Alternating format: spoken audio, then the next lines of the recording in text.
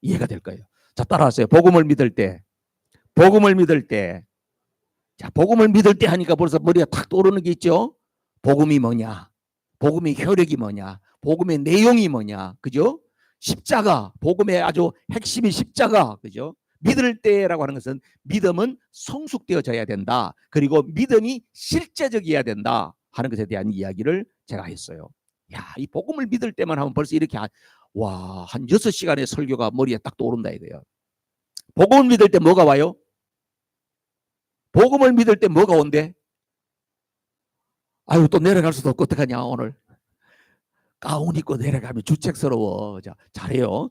복음을 믿을 때 뭐가 와요? 하나님의 나라가 오고, 예. 하나님 나라가 와요 가요? 오지. 오고 나중에 가는 거예요. 그죠? 하나님 나라가 어떻게 한다고? 온다 이거예요. 하나님 나라가. 그래서 우리 심령에 하나님 나라가 임해요. 우리 심령에 하나님 나라가 임한 사람이 살다가 나중에 이 세상을 떠나보니까 하나님 나라에 딱 가게 되는 거예요. 자, 그러면 그 하나님의 나라가, 우리 속에 있는 하나님 나라가 점점 확장되어져 가려면 뭘 해야 된대? 뭘 해야 된대? 기도해야 된대. 기도해야 된대. 할렐루야. 기도해야 돼요. 기도는 여러 가지가 있겠지만은 제가 예수님의 기도, 주기도문에 대해서 이야기를 해드렸어요. 주기도문의 그 내용을 딱 보면요, 예수님은 딱 앞에 3가지는 하나님을 향한 기도, 그 다음에 3가지는 우리 이 세상에 살아가는데 필요를 구하는 기도, 이렇게 돼 있었어요. 하나님을 향한 기도는 뭐 있어요? 이름이 거룩히 여김을 받으시고 하나님의 나라가 임하게 하시고 하나님의 뜻이 하늘에서 이룬 같이 땅에서도 이루어지게 해주십시오. 그 하나님을 향한 기도예요. 그 다음에 이 세상에서 필요한 건 뭡니까? 뭘 달래요? 할렐루야. 그건 또 잘하셔. 그죠? 밥은 먹어야죠 주님. 일용할 양식을 주옵시고. 그 다음에 또 뭐 있었어요? 용서에 대한 기도가 있었죠. 관계 회복이죠. 그 다음에 하나님 우리를 보호해 주세요. 그런 기도가 있었어요. 꼭 필요하죠. 야, 예수님이 어떻게 그래 잘하시는지 몰라. 그래서 주기도문, 기도를 하면 뭐가 된다? 하나님의 나라가 점점 확산되어져 간다. 하나님 나라가 점점 확산되어져 가면 어떻게 해요? 우리 안에 있는, 지난주에서요, 뭐가 해결이 돼요? 광야가 극복이 돼. 광야가. 우리 인생의 광야가 누구에게나 다 있어요. 힘든 고비가 다 있었어요. 그런데 주님을 만나지 못했을 때는요, 인생이 재수가 없어서 그런 줄 알았어요. 나는 되는 일이 없다고 이렇게 생각을 했었어요. 근데 주님을 딱 만나고 나니까 내 인생 가운데 주님이 주인이 되셔서 내가 지나왔던 험난한 인생들을 해석을 해보니까 그것이 다 의미가 있었고 뜻이 있었고 하나님의 계획이 있었어요. 그래서 그 광야를 통하여서 오늘 내가 있는 거예요. 할렐루야. 자, 그럼 광야가 극복이 되면 오늘 뭘 한다고요? 왕 같은 제사장의 삶을 산대잖아. 이 말은 다른 말로 하면 하나님이 우리를 부르신 목적이고 이 땅에 우리가 살아야 할 이유이기도 한 것입니다. 제가 했던 거는요, 우리가 신앙생활하면서 쭉 신앙의 여정을 가는 구속사의 프로세스를 그렇게 이야기를 다 한 거예요. 그래서 복음을 믿을 때 하나님 나라가 오고 하나님 나라가 확산되려면 기도해야 되고 기도하면 내 안에 있는 광야가 극복이 되고 광야가 극복이 되면 왕 같은 제사장이 되어서 영원한 승리의 삶을 누리는 주역이 된다. 할렐루야. 성경이 말하고 있는 거예요. 여러분, 인생에는 3가지 단계가 있습니다. 첫 번째는 생존의 단계예요. 서바이벌 레벨이라고 해요. 생존해야지 밥을 먹어야 될 것이고, 그죠? 네. 이 세상에서 기본적으로 있어야 될 것들이 있지 않습니까? 그런데요, 이 세상에서 태어난 사람들이 그저 계속 이 단계만 있으면 될까 안 될까? 안 되지. 여러분, 이게 무덤에 이렇게 가보면요, 묘비가 이렇게 새겨져 있잖아요. 그럼 묘비를 뭘로 새깁니까, 여러분? 아무거나 새깁니까? 이 사람의 인생을 보면서 이 사람의 인생을 한마디로 표현하면 뭘까? 그게 고민하면서 묘비에다 새긴단 말이에요.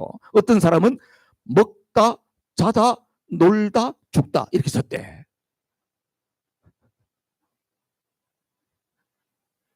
이게 뭐예요? 생존 단계에서 그냥 살다가 간 사람이다. 그런 묘비가 새겨지면 안 되겠죠. 두 번째 단계가 있어요. 성공의 단계예요. 성공의 단계. 석세스 레벨이에요. 석세스 레벨.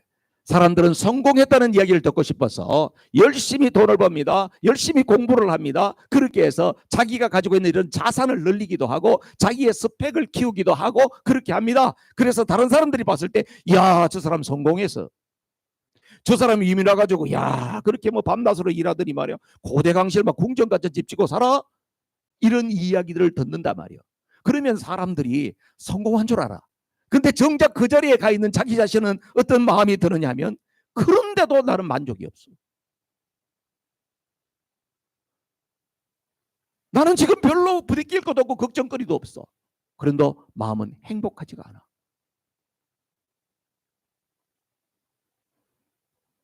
또 다른 레벨이 필요하다는 거예요. 여러분, 그 레벨에 머물러 있다고 하면은 나는 지금 뭐 걱정할 것도 없고 그런데 난 근데 행복하지는 않아.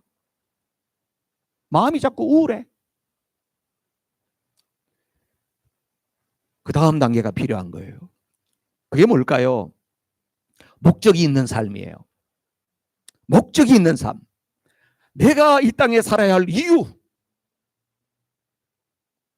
나는 어떤 존재인가? 내가 지금 어느 방향으로 가고 있는가? 이 이유가 분명해야 돼요. 그 이유가 분명하지 않으면 세상의 사람들이 이 사람 성공해서 잘났어 이야기를 해도 그것이 나를 그리 행복하게 하지 못해요.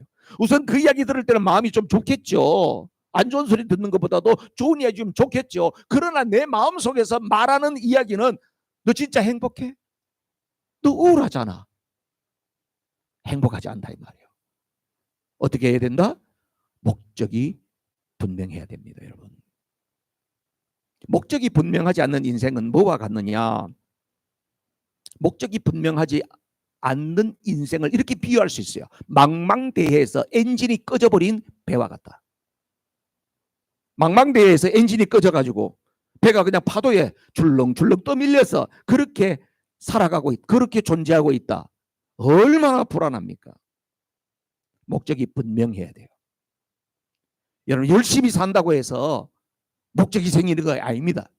열심히 살고 난 다음에 목적이 불명한데 열심히 사는 거는요, 이게 다람쥐 쳇바퀴 휙 돌았는데 아무런 변화가 없는 거하고 똑같은 인생이 되는 거예요. 그것도 나중에 살고 나면은 마음에 말할 수 없는 공허감이 찾아오는 것입니다. 그래서 목적이 분명한 사람. 아, 나는 지금 생존의 단계에 있는가? 나는 지금 성공을 추구하는 그 레벨에 있는가? 아니면 나는 분명한 삶의 이유와 목적을 가지고 지금 가고 있는가? 오늘 읽은 말씀은 하나님께서 우리의 삶의 목적을 분명하게 이야기해 주는 말씀인데 그 이전에 말이에요. 에베소서 2장 10절 말씀을 볼 필요가 있습니다. 에베소서 2장 10절 시작. 우리는 그의 만드신 바라 그리스도 예수 안에서 선한 일을 위하여 지으심을 받은 자니 이 일은 하나님이 전에 예비하사 우리로 그 가운데서 행하게 하려 하심이니라. 아멘. 익숙한 구절이죠. 암송하면 좋은 구절입니다. 하나님께서 우리를 선하신 목적을 가지고 창조하셨다는 거예요. 여러분, 하나님께서 에덴 동산에서 아담과 하와를 지으실 때에 어떻게 만들으셨느냐? 선한 의도를 가지고 선한 일 하라고 창조하셨다는 거예요. 그럼 그 선한 일이 뭐냐? 선한 일. 하나님께서 아담과 하와를 지으실 때에 누구의 모양으로 지었어요? 하나님의 형상으로 지었다 그랬잖아요. 하나님의 형상으로 지었는데 어떻게 하라고요? 생육, 번성, 땅에 충만하라 그랬잖아요. 그러니까 아담과 하와가 하나님의 형상을 지닌 아들 놓고 딸 놓고 아들 놓고 딸 놓고 아들 놓고 딸 놓고 그게 선한 일이 되는 거예요. 그리고 땅을 정복하고 다스리라고 이야기를 했어요. 하나님께서 하셔야 할 그 많은 일들을 아담과 하와에게 맡기면서 통치권을 준 거란 말이에요. 어마어마한 권세를 준 거예요. 하나님이 만든 모든 피조 세계 가운데에서 인간을 그것을 관리할 수 있는 그런 권한을 줬다 이 말이에요. 여러분, 회사에 갔는데 회장님이 여러분 보고 와 보니까 당신이 말이지 내가 보니까 마음에 쏙 든다고 그러면서 너는 그냥 밑에서 단계를 밟을 것도 없이 그냥 최고의 관리직에 이 회사 전체를 내가 네한테 맡길게. 얼마나 영광스럽겠습니까? 하나님께서 아담과 하와에게 그런 엄청난 걸 줬단 말이에요. 온 우주 만물을 다스리는 권세를 줬다 이거예요. 그 일하라고. 그게 바로 뭐였다고? 선한 일이에요. 그 하나님이 인간을 창조하신 목적 자체가 선십과 킹십이라는 거죠. 그게 선십과 킹십을 이루도록 하기 위해서 창조하셨어요. 그런데 아담과 하와가 잘했어요, 못했어요? 잘 못했어. 잘 못했어요. 그래서 자식을 낳고 아들 낳고 딸 낳고 아들 낳고 딸 낳고 아들 낳고 딸 낳는데 하나님의 형상을 닮은 아들 낳고 딸 낳고 아들 낳고 딸 낳고가 아니고 죄를 지은 자기의 형상을 닮은 아들 낳고 딸 낳고 아들 낳고 딸 낳고가 되어서 인간은 원죄를 가진 죄악의 족보를 만들어내기 시작했다는 거예요.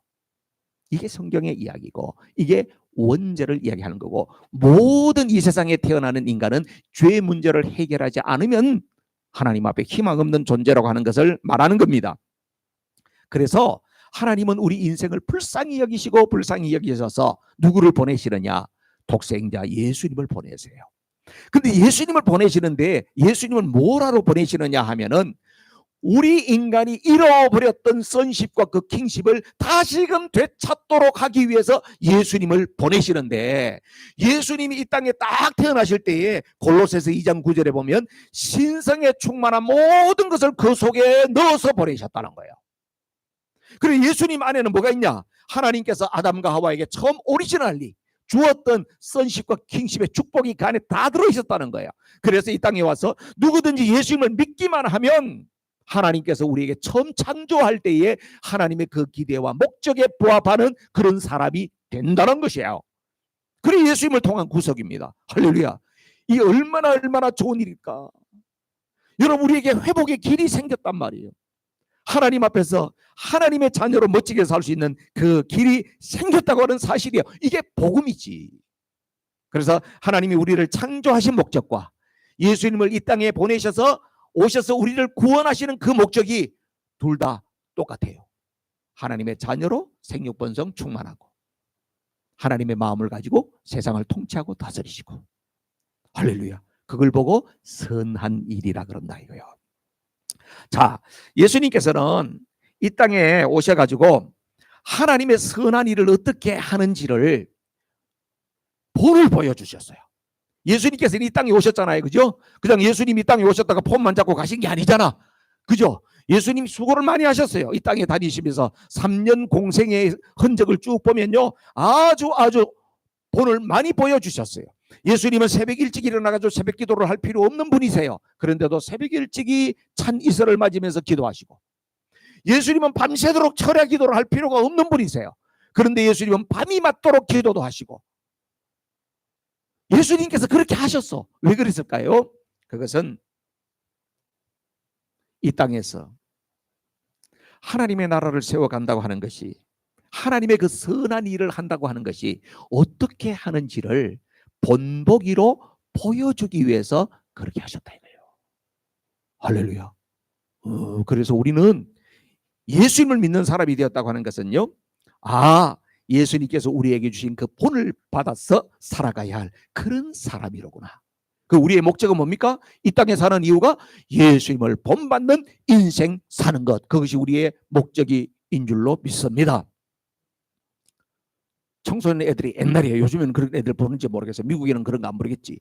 한국의 애들은요. 애들 생일 맞으면요. 애들 중간에다가 이렇게 해놓고 생일 축하하자. 야 생일 축하하자 이러놓고 애들 막 덩어리 막 때리면서 노래를 불러줘요. 그 노래가 뭔지 아세요? 이런 거예요. 왜 태어났니? 왜 태어났니? 밥값만 축내고 왜 태어났니? 이런 노래예요. 와. 그 애들이 막 그냥 친구들 막 덩어리 막 두드리면서 그렇게 노래를 부르더라고요. 여러분 우리는 밥값만 축내기 위해서 이 땅에 태어난 존재가 아니에요. 왜 태어났다고요? 하나님의 목적을 이루기 위해서 태어났어요. 하나님의 목적, 하나님의 선한 일을 이루기 위해서 이 땅에 태어난 존재인 줄로 믿습니다. 그걸 좀 더 구체적으로 이야기하면 선십과 킹십으로 이야기할 수가 있습니다. 예수님께서는 이 세상에 잃어버린 sonship과 kingship을 되찾아주기 위해서 이 땅에 오셔서 크게 세 가지 영역에서 일을 하신 거예요. 사실은 예수님이. 그러면 그 세 가지 영역이 뭐냐? 구약의 선지자로부터 계속해서 예수님이 오시면 이런 분이다, 이런 분이다, 이런 분이다 이야기했는데 그분이 뭐냐? 메시아가 온다 그랬단 말이에요. 메시아가 오신다고. 메시아. 메시아라는 말의 뜻이 뭐냐? 기름 부음을 받았다 이런 뜻이죠. 메시아는 기름 부음을 받았다는 뜻인데 그러면 어떤 사람에게 기름을 붓느냐 하는 것입니다. 어떤 사람에게 기름을 부어요? 첫 번째로는 왕을 세울 때 기름을 붓습니다. 두 번째로는 선지자, 하나님의 말씀을 대언하는 선지자를 세울 때 기름을 붓습니다. 세 번째로는 아론의 자손들을 통하여 가지고 제사장을 세울 때에 기름을 붓습니다. 그래서 우리가 예수님을 이야기할 때에 예수 이렇게 이야기 안 하잖아요. 그죠? 우리는 어떻게 불러요? 예수 그리스도라고 부릅니다. 그러면 예수라고 하는 것은 예수님의 이름이고요. 그리스도라고 하는 것은 구약의 히브리어는 메시아로 그러지만 신약의 헬라어로는 그리스도라 그래. 그리스도라고. 그래서 예수님은 기름 부음을 받은 직분을 가진 분이다 이런 뜻이에요. 할렐루야. 예, 이런 거예요. 박은우 목사라고 이야기하잖아요. 여러분들이 야 박은우 이렇게 이야기 안 하잖아요. 에이? 그렇지. 그래도 목사님은 붙여서 이야기해야지. 그죠? 그래요. 박은우는 이름이지만은 목사라고 하는 것은 저의 직책이고 직분이잖아요. 예수 그리스도라고 하는 것도 예수님은 이름이지만 예수님은 어떤 분인가? 기름 부음을 받은 세 가지 직분을 감당하신 분이다. 그런 의미지요. 그래서 예수님께서는 이 땅에 오셔서 왕으로서의 역할도 하시고요. 오늘 종료주일이지 않습니까? 예수님이 예루살렘에 올라갈 때 사람들이 보면 다 새로운 왕이 오신다 하면서 막 거기다 종려 나무가 파암추리 깔고 막 이런 일을 했지 않습니까? 그죠? 예수님은 사람들이 봤을 때도 이분이 왕이 될 거야라는 생각을 했어요. 근데 예수님은 그런 왕에는 관심이 없었습니다만은 예수님은 왕의 사역을 하시고 그리고 예수님은 선지자의 사역을 하셨다. 선지자의 사역은 뭐냐면 하나님의 말씀을 증거하는 거예요. 예수님이 얼마나 하나님 말씀을 많이 이야기하셨습니까? 그리고 제사장적 사역이라고 하는 것은 하나님과 백성 사이를 중재해서 다리를 놓아주는 사역인데요. 하나님과 백성 사이를 화목해 하시기 위해서 오신 분이 바로 예수님 아니세요. 그래서 예수님은 우리의 뭐로 오셨다? 화목 제물로 오셨다. 아멘이시죠? 그 제사장 직분을 감당했다는 거예요. 그런데 여러분 하나님의 아들이신 예수님이 이 땅에 오셔서 공생의 사역을 하시면서 이 세 가지의 직분을 감당할 때도 가만히 보면은 먼저 하나님의 특별한 개입하심이 있었어요. 거기 어디에 개입했냐? 마가복음 1장 10절 말씀 보세요. 마가복음 시작. 곧 물에서 올라오실새 하늘이 갈라짐과 성령이 비둘기같이 자기에게 내려오심을 보시더니. 어떤 장면이에요? 어떤 장면이죠 저거? 옳지, 그렇습니다. 예수님이 요단강에서 세례를 받으실 때 공생의 사역 딱 시작할 때잖아요. 뭐가 임했다고? 성령이 비둘기 같은 형상이지만은 성령이 임했다는 거예요. 하나님의 개입하심이에요.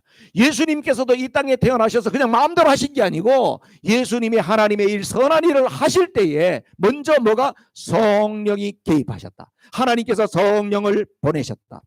사도행전 10장 38절 보세요. 다 같이 시작. 하나님이 나사렛 예수에게 성령과 능력을 기름 붓듯 하셨음에 저가 두루 다니시며 착한 일을 행하시고 마귀에게 눌린 모든 자를 고치셨으니 이는 하나님이 함께 하셨습니다. 아멘. 예수님이 사역하시는데 뭐가 임했대요? 성령이 임했다는 거예요.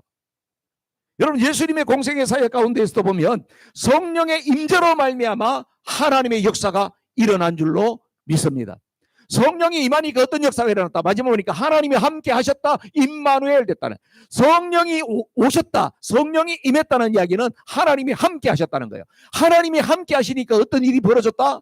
두루 다니다 보니까 착한 일을 행하시고 병을 고치시고 마귀에게 눌려있는 사람은 고쳐주시고 능력이 나타나고 그런 일들이 일어났다고 하는 것입니다. 이 사실을 통하여서 우리는 중요한 힌트를 얻는 거예요. 무슨 힌트를 얻어요? 우리도 예수님의 일을 하고 하나님께서 내게 주신 사명자로서 이 땅을 살아가기 위해서는 내 힘으로 내 스펙으로 하는 것이 아니라 내게 성령의 개입하심이 있어야 되는구나. 성령이 임해야 되는 거구나. 목사가 목회를 하는 것도 성령으로 임해야 되는 거구나. 여러분들이 나가서 복음 전하는 전도 현장에도 성령이 임해야 되는 거구나. 할렐루야. 우리 교회가 지금 교회 예배 처소를 찾는 것도 성령의 강력한 개입하심이 있어야 이게 성사가 되는 거구나. 아멘이시죠? 성령 충만해야 돼요. 성령의 기름 부심을 받아야 돼요. 이것이 참으로 중요한 것이에요. 여러분, 오늘 우리가 이 세상 가운데에서 하나님의 백성으로 살아가는 것이요 만만치가 않아요. 왜냐하면 어마어마한 도전들이 일어나고 있기 때문에. 그래서 우리가 끝까지 내 삶의 이유와 목적을 분명히 따랐어. 그렇게 살기 위해서는 성령의 충만을 사모해야 될 줄로 믿습니다. 성령이 충만하다고 하는 것은요, 하나님이 나와 함께 계시다고 하는 임마누엘이 온몸으로 경험이 됩니다. 임마누엘. 우리 천국 가신 유양희 권사님은 항상 만나면 인사가 임마누엘이었어. 임마누엘, 임마누엘. 목사님, 임마누엘, 임마누엘, 임마누엘. 왜 그렇게 임마누엘, 임마누엘 자꾸 하세요? 하나님이 늘 나와 함께 하시거든. 그러셨어요. 여러분 믿으세요? 하나님 늘 함께 하십니까? 성령 충만한 사람은 하나님이 늘 나와 함께 하신다고 하는 것을 확신하고 삽니다. 최근능 목사님은 한국교회의 유명한 목사님이죠. 최봉석이라고 옛날에 장돌뱅이 깡패였습니다. 예수님 만나고 나서 인생이 완전히 달라졌습니다. 그래서 복음 전환을 다닐 때 항상 이분은 손을 이렇게 딱 말아쥐고 다녔습니다. 손을 왜 이렇게 딱 말아쥐고 다녔을까요? 내가 옛날에 놀던 놈이야, 날 건들면 죽일 거야, 이게 아니었어요. 항상 주님과 나는 손잡고 다닌다, 그렇게 의식을 하려고 손을 항상 이렇게 말아쥐고 다녔대요. 주님과 늘. 여러분은 어떤 심볼을 가지고 있습니까? 임마누엘 신앙은 성령 충만해야 되는 거예요. 그 다음에 성령이 충만하면 어떤 일이 벌어지느냐 하면 내 삶의 이유와 목적이 분명해져요. 제가 이야기를 안 해도, 목사님 나는 어떻게 해줘? 제가 이야기를 안 해줘도 여러분 성령이 충만해지면 내가 뭘 해야 됐고 하나님이 뭘 기뻐하시고 내가 어떤 삶을 위해서 하나님이 나를 예비하셨다고 하는 것이 깨달아진다니까요.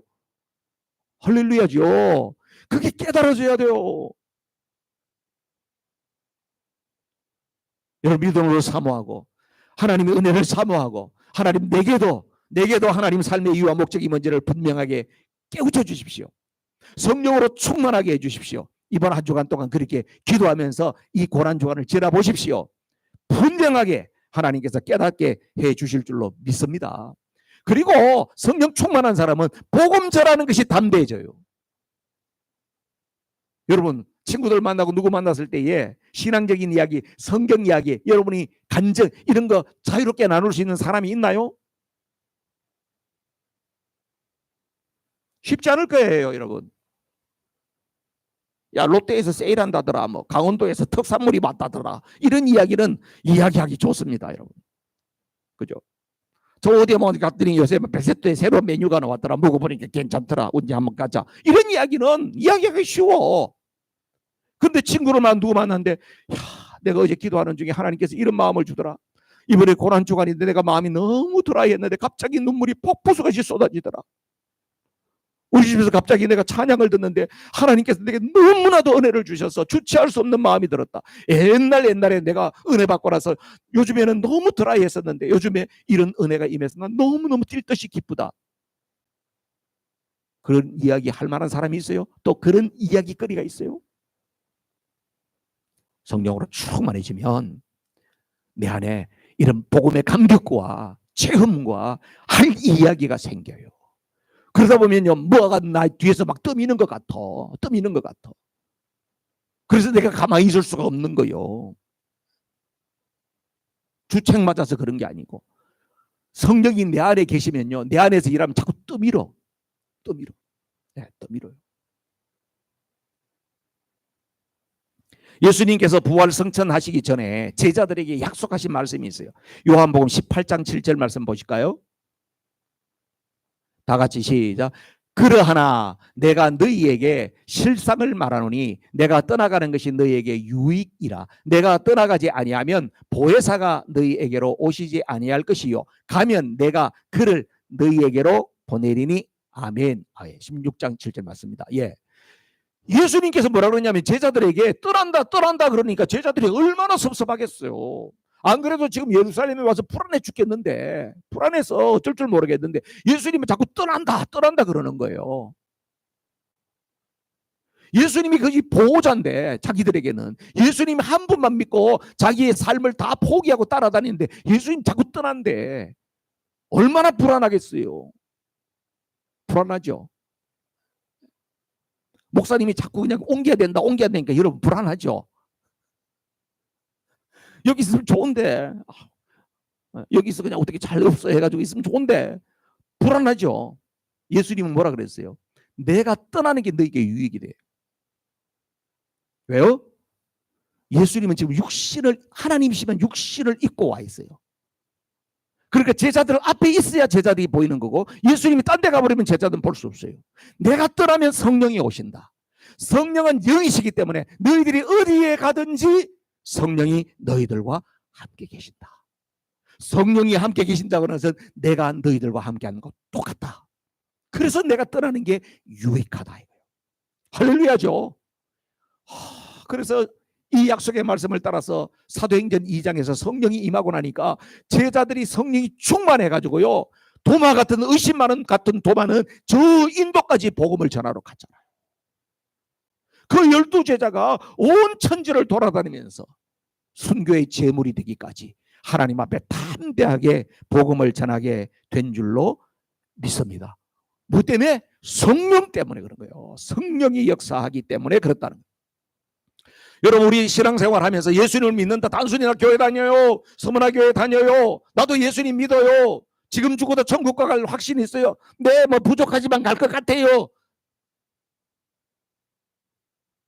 그 대답 잘한다고 되는 게 아니고 우리에게는 뭐가 있어야 돼요? 성령님을 만나고 난 다음에 비포 애프터가 있어야 돼. 성령님을 내가 만나기 이전에 나는 이런 삶을 살아왔어요. 그러나 성령이 내게 임하고 나서는 나는 삶의 태도가 달라졌어요. 인생의 목적이 달라졌어요. 삶을 대하는 방식이 달라졌어요. 비포 애프터가 있어야 됩니다. 이번 주에 하나님 앞에 기도하세요. 여러분, 하나님, 내 인생에도 비포, 내 인생에도 애프터가 분명한 인생이 되게 해주세요. 지금까지 살아온 인생이 그저 흐리멍텅해가지고 이것도 아니고 저것도 아니고 그저 이렇게 그냥 굴곡 없이 살아왔습니다. 그러지 말고 하나님 앞에서 내 인생 영적으로 봤을 때는 비포, 애프터 분명합니다. 내가 예수님 만난 이후에 내 삶은 확실히 달라졌습니다. 그런 삶이 분명하게 드러나기를 주님의 이름으로 축복합니다. 여러분, 이런 성령의 충만함이 있어야지 우리 인생 자체가 낭비가 안 되는 거예요. 저도 하루하루가 지금 아쉬운데, 이제 6학년 돼가지고도 하루하루가 아쉬워 죽겠는데, 이제는 말이야 8학년 돼가지고는 얼마나 아쉽겠어요, 하루가.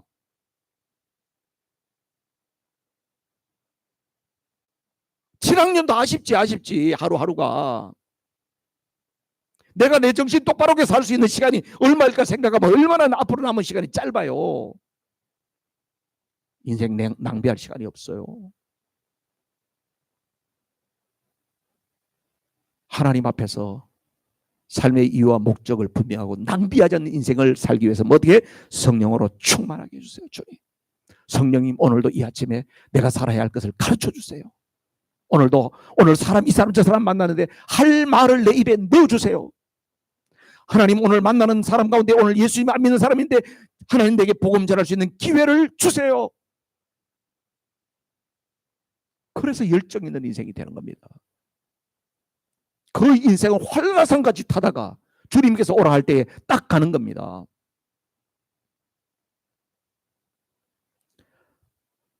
마지막으로 성령이 임한 사람은 누구처럼? 예수님처럼 삽니다. Just like Jesus. 예수님처럼. 맥스 루케이드 목사님이 그랬죠. Just like Jesus. 우리 예수님처럼 삽시다. 베드로전서 2장 9절 말씀 보십시오. 다 같이 시작.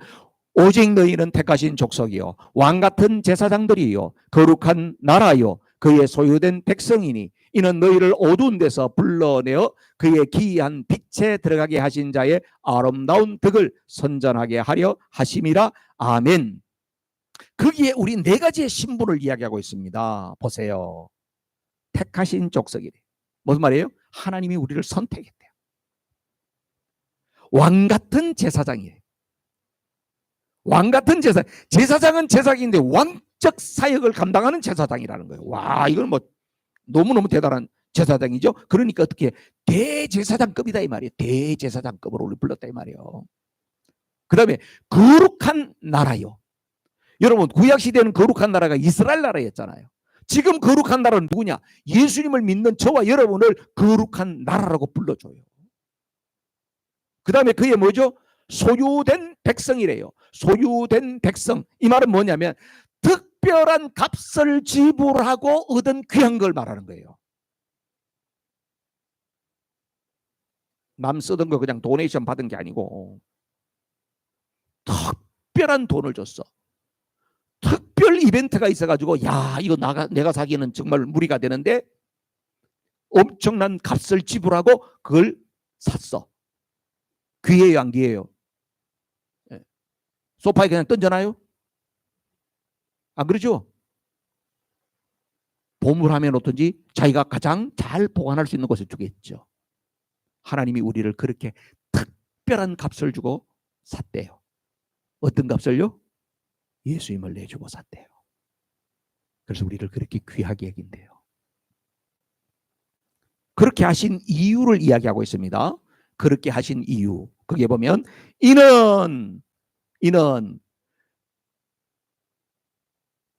너희를 어두운 데서 불러내어 그의 기이한 빛에 들어가게 하신 자의 아름다운 덕을 선전하게 하려 하심이라. 우리가 어떤 상태예요? 어두운 데서 불러냈대요. 여러분 어두운 데서. 어두운 데. 여러분 어두운 데 끌려가 봤어요? 어두운 데서 불러냈다. 이 말은 뭡니까? 예수님께서 우리를 구속해가는 그 과정 프로세스를 쭉 이야기하고 있는데요. 예수님이 이 땅에 오셔서 우리를 구원하심으로 말미암아 우리는 어두움 가운데 있었으나 빛의 자녀가 된 줄로 믿습니다. 예수님이 오시기 전에 우리는 사망 가운데 있었지만 우리는 예수님 때문에 생명을 얻은 줄로 믿습니다. 우리는 예수님을 모를 때에는 절망 좌절 가운데 있었지만 예수님 믿고 나서는 우리는 희망적 존재가 된 줄로 믿습니다. 할렐루야. 우리의 신분이 이렇게 달라졌다는 거예요. 어두운 데서 불러냈다는 이야기가 바로 이거예요. 저주 가운데 있었지만 우리가 축복의 자녀가 되어졌다 하는 것을 말하는 거예요. 그래서 우리를 앞에 있는 네 가지 신분으로 우리를 이렇게 불러주시는 이유는 뭐냐면 우리가 이렇게 되어졌기 때문에 그 좋으신 하나님, 그 좋으신 예수님을 사람들에게 이야기하고 선전하고 홍보하고 전달하는 사람이 되도록 우리를 이 땅에 존재케 하셨다고 하는 사실을 말씀하는 거예요. 사랑하는 성도 여러분, 우리가 보통 존재가 아닙니다. 우리도 예수님처럼 왕의 사역을 할 수 있고요. 선지자의 사역을 할 수 있고 또 제사장적인 사역을 할 수가 있어요. 우리는요. 다 은사 또 재능, 달란트가 다 다르지만 크게 묶음을 하면 왕, 선지자, 제사장 여기에 다 들어가요. 어떤 형태로든지 어떤 사람은 왕적인 사역이 좀 더 강한 사람도 있어요. 왕적인 사역은 어떠냐면 다른 사람을 잘 돌보는 거예요. 그게 왕적 사역이에요. 왕은 에헴 이게 아니고요. 왕은 어떻게 해요? 백성들을 잘 먹여 살려야 되잖아요. 김정은이 같은 놈 집안 막 통돼지처럼 돼가지고 백성들 다 굶어 죽고 그러면 안 되잖아요. 이게 왕적 사역이라는 것은 백성들을 먹여 살리고 백성들의 삶을 윤택하게 하는 게 왕적 사역이거든. 그러면 여러분 가운데서 다른 사람을 대접한다, 봉사한다, 그 다음에 슬픔 가운데 있는 사람 잘 위로를 한다, 또 다른 사람 잘 섬긴다, 이런 모든 것은 왕적 사역이에요. 선지자의 사역은 뭐냐면 선지자 말씀 전하는 거잖아요. 그럼 목사님 같은 사람은 선지자의 사역을 기본적으로 하는 거예요. 그리고 여러분 나가서 복음 전하고 전도하는 사람은 선지자의 사역을 하고 있는 겁니다. 제사장적인 사역이라는 것은 뭡니까? 영혼을 품고 기도하는 중보기도자가 되는 거고, 갈라져 있는 곳, 나누어져 있는 곳에 가서 화해의 다리가 되어지고, 이런 역할을 하는 것은 제사장적 사역을 하는 거죠. 그래서 하나님과 백성들 사이를 평화롭게 만들어주고, 또 사람들과 사람들 사이를 원만한 관계로 만들어주고, 그 사람만 가기만 하면 분위기가 좋아지고, 이런 것들이 바로 뭐다? 제사장적 사역을 하는 것이라는 거예요.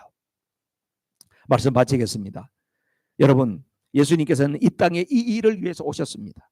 삼중직 때문에. 예수님께서는 이 세 가지 직분을 다 잘 완수하시고 십자가에서 돌아가셨습니다. 예수님께서는 이 직을 다 잘 감당하셨기 때문에 사망 가운데 있지 않고 다시금 3일 만에 부활하셨습니다. 그리고 예수님은 지금은 하나님 우편에 앉아 계시면서 다시 이 땅에 오실 날을 기다리고 계십니다. 예수님을 믿는 우리 모두에게 예수님은 이 일을 너희들도 해라, 너희들도 그렇게 되기를 원한다, 그러시면서 약속을 하고 하늘로 올라가셨어요. 그 약속이 뭐예요? 성령을 보내주시겠다는 거예요. 예수님이 성령을 받아서 했던 것처럼 너희에게도 성령을 보내주겠다는 거예요. 오늘 우리 서문화교회 성도들에게도 약속하신 성령을 주시기를 주님이 기대하신다는 사실을 믿으시기를 바랍니다. 사모하는 자에게 주는 거예요. 그래서 이번 고난주간에 주님도 성령으로 충만하게 해주십시오. 그리고 하나님이 내게 이 땅에서 존재케 하신 이유와 목적을 따라서 주신 사명을 마지막 때에 마태복음 25장에서 달란트에 비유해 보니까 딱 결산하는 것처럼 그 결산 날이 있는데, 하나님 앞에 갔을 때에 부끄럽지 않는 자 되게 해 주십시오. 그 마음을 가지면 주님께서 뭐라 그래요? 오케이, 내가 너와 함께 할게, 임마누엘로 찾아오시는 거예요. 기도하십시다.